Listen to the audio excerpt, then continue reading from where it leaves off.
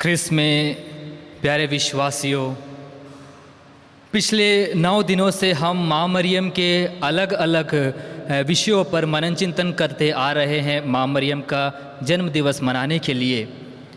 तो सबसे पहले मैं आप सब लोगों को माँ मरियम के इस जन्मदिन के अवसर पर ढेर सारे शुभकामनाएं देता हूँ। Happy feast to all of you. आप लोग अपने घर पे बैठे हैं, एक दूसरे को आप लोग हैप्पी फीस्ट कह सकते हैं। प्यारे विश्वासियों, आज का यह पर्व संपूर्ण कलीसिया में बड़े ही उत्साह के साथ मनाया जाता है। जैसा कि हम जानते हैं कि माता कलीसिया 3 जन्म पर्व मनाती है। प्रभु यीशु का 25 दिसंबर को, दूसरा यूहन्ना बपतिस्ता का 24 जून को और तीसरा माँ मरियम का 8 सितंबर को। प्यारे भाइयों एवं बहनों, कैथोलिक कलीसिया हमेशा से माँ मरियम से जुड़ी हुई है और जब कैथोलिक कलीसिया माँ मरियम से जुड़ी रहती है तो कई सारे सवालों को भी झेलना पड़ता है लोगों से कि क्यों माँ मरियम को इतना इम्पोर्टेंस देते हैं, क्यों इतना उनकी भक्ति करते हैं। तो सबसे पहले मैं आप लोगों से एक प्रश्न पूछना चाहूँगा। आप लोग चाहे अपने मन में इसका उत्तर दे सकते हैं। क्या प्रभु यीशु की माँ मरियम की आराधना और पूजा होनी चाहिए कि नहीं होनी चाहिए? क्या प्रभु यीशु की माँ मरियम की आराधना और पूजा होनी चाहिए कि नहीं होनी चाहिए? बिल्कुल भी नहीं होनी चाहिए, क्योंकि माँ मरियम मनुष्य थी, माँ मरियम ईश्वर नहीं थी और ईश्वर को छोड़कर किसी और की आराधना करना पाप है, जो हम 10 नियमों में से सबसे पहला जो नियम बताया गया है। तो हम माँ मरियम का क्या करते हैं? हम उनका आदर करते हैं, हम उनका सम्मान करते हैं, हम उनका प्रशंसा करते हैं, उनका वंदन करते हैं। क्यों?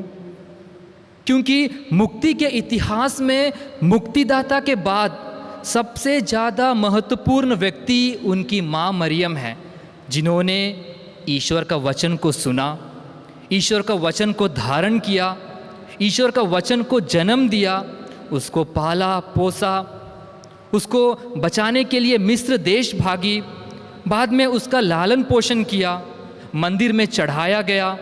12 साल की उम्र में जब प्रभु यीशु घूम गए थे तो माँ मरियम उसको ढूंढने के लिए वहाँ गई और जहाँ कहीं भी प्रभु यीशु जाते थे सुसमाचार सुनाने के लिए, वहाँ पे भी माँ मरियम जाती थी। और जब प्रभु यीशु क्रूस पर लटके थे तब भी माँ मरियम वहाँ पे खड़ी थी। जी हाँ प्यारे विश्वासियों, भाइयों बहनों, अंतिम क्षण तक माँ मरियम प्रभु यीशु के साथ रही। और इतना ही नहीं, पेंतकोस्त के दिन के लिए भी उसी माँ ने प्रारंभिक कलीसिया को तैयार किया। इसीलिए हम उनका आदर करते हैं, उनका सम्मान करते हैं और उनका वंदन करते हैं। इसलिए उनका अपमान करना या उनका उपहास करना यह गलत है, ईश्वर की दृष्टि में बुरा है। इसलिए हम माँ मरियम को सम्मान देते हैं, उनका आदर करते हैं और उनसे हम प्रार्थनाएं करते हैं, ताकि हम जो प्रार्थनाएं उनके सामने रखते हैं माँ मरियम प्रभु यीशु तक उसे पहुँचा सके। Let me ask you one more question, my dear friends. Why the Catholic Church celebrates the birth of Blessed Virgin Mary? Why the Catholic Church celebrates the birth of Blessed Virgin Mary? You know, my dear friends, this is very unique feast in the Catholic Church. Traditionally, the saints' feast was celebrated on the day of their death, because it was on that day that they entered the glory of eternal life.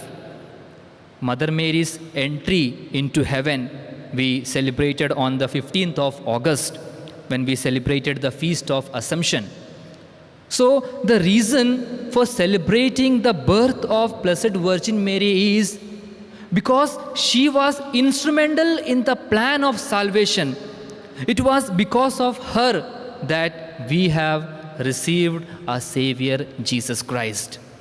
Because God knew a definitive yes, therefore He had preserved her from the stain of original sin. and hence the church celebrates and commemorates the 8th of September as the feast of the Blessed Virgin Mary's birth.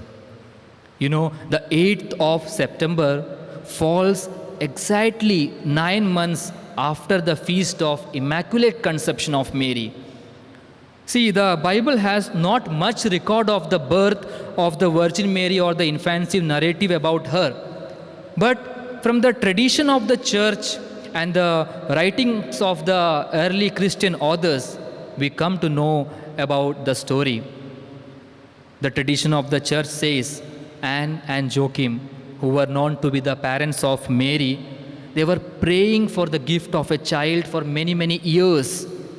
And one day, God heard their prayers and gave them a promise that they would receive a child who would further God's plan of salvation in this world. So, from this story, we come to know that Mary constantly had the presence of God in her life. God was always present with her right from the beginning. Sant Augustine कहते हैं कि माँ मरियम का जन्म दुनिया के महान ऐतिहासिक महत्व का पर्व है। वो कहते हैं कि माँ मरियम का जन्म दुनिया के महान ऐतिहासिक महत्व का पर्व है। और वो ये भी कहते हैं कि उनके जन्म के कारण ही पाप की प्रकृति जो विरासत में हम सबको मिली है उसे बदलने में समक्ष बनाती है। Yes, St. Augustine affirms that it is her birth that enables the nature of sin inherited by all of us to change. प्यारे भाइयों एवं बहनों, जब हम आज माँ मरियम का जन्मोत्सव मनाते हैं तो आज हम विशेष रूप से 2 बातों पर हम मनन चिंतन करते हैं। पहला बात यह है कि ईश्वर ने हम सबको एक विशेष मिशन कार्य सौंपा है जिसे हम कई बार पहचानना भूल जाते हैं। जी हाँ, ईश्वर ने हम सबको एक विशेष मिशन कार्य सौंपा है और हम उसे पहचानना भूल जाते हैं। कई बार हम अपने आप से हम पूछते हैं कि मैं कौन हूँ, मेरे जीवन का क्या अर्थ है, मैंने अपने जीवन में ऐसा कौन सा एक्स्ट्रा ऑर्डिनरी काम किया है। लोग मेरे बारे में कुछ पूछते ही नहीं हैं, लोगों के सामने मैं एक साधारण सा इंसान हूँ, कोई मेरे इम्पोर्टेंस को महत्व देता नहीं है, किसी को मेरी परवाह ही नहीं है। माय डियर फ्रेंड्स, ऐसा गलत विचार शैतान के हाथों में मत रखिए, क्योंकि ईश्वर हमारे जीवन के द्वारा कई सारे, जी हाँ, कई सारे हमारे जीवन के द्वारा एक्स्ट्रा ऑर्डिनरी काम करते आ रहा है, लेकिन हम उस चीज़ को पहचान नहीं पाते हैं। उदाहरण के लिए माँ मरियम का जन्म को देखो। जैसा कि हम जानते हैं एन और जोकिम कई सालों से वे लोग निसंतान थे। जब वे बूढ़े थे तब उनको संतान उत्पत्ति का वरदान प्राप्त हुआ और एन ने मरिया को जन्म दिया। So apart from late pregnancy there was nothing special about this child. This child was growing up in front of their eyes. Every day Anne and Joachim were seeing Blessed Virgin Mary growing up.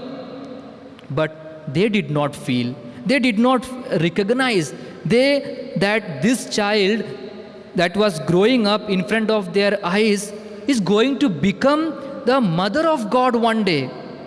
What a great blessedness that is, my dear friends. Anne और Joachim के लिए मरिया just एक साधारण सी बच्ची थी, बाकी बच्चों के समान। बाहरी रूप में ऐसा कुछ भी स्पेशलिटी नहीं था मरियम में, जस्ट एक साधारण बच्ची थी। Like that my dear friends, the great plan of God unfolding in our life.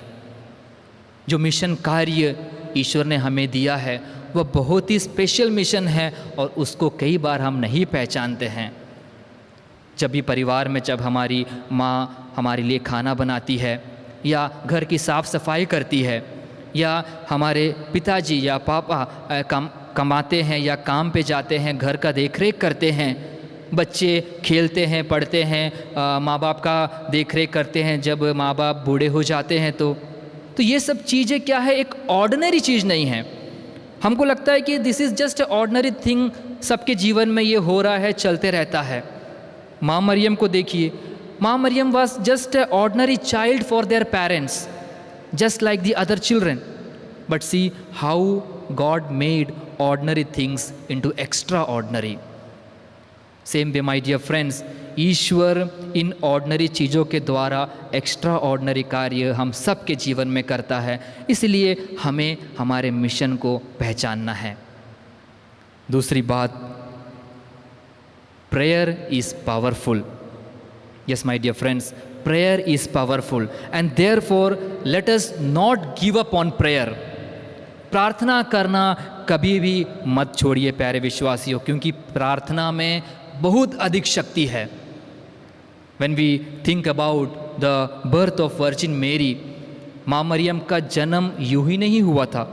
माँ मरियम का जन्म बहुत प्रार्थना के द्वारा हुआ था। एन और Joachim, we know, they were childless for many years, and because of this situation people were making fun of them, people were laughing at them, they were humiliating and they were being ill treated.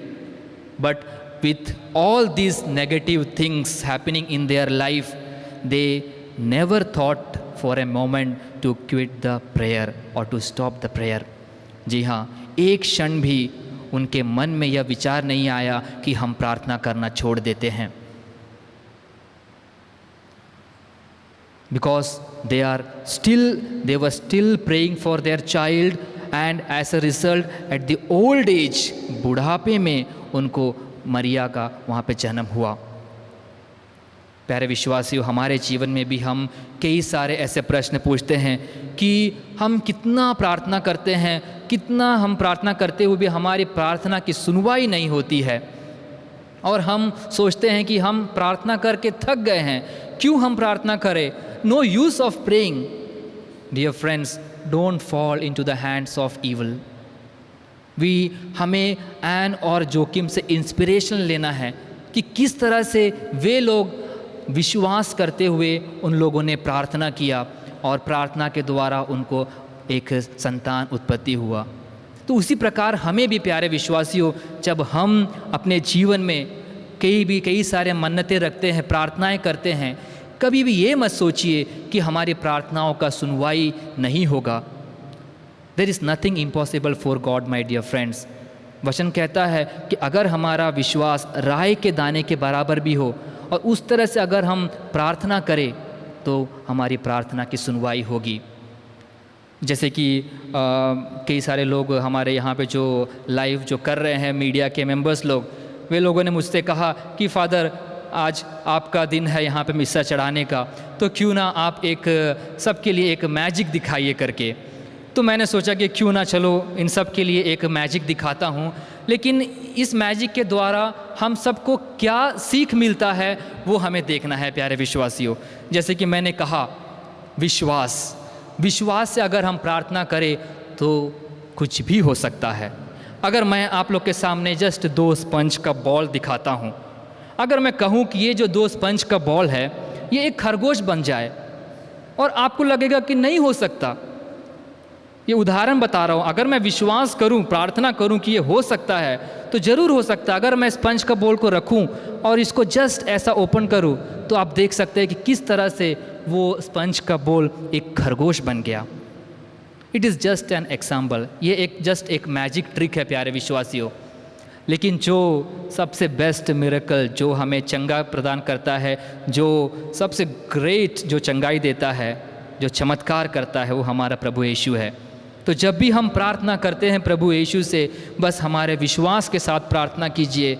अगर आप विश्वास के साथ प्रार्थना करेंगे तो ज़रूर आपका प्रार्थना की सुनवाई होगी।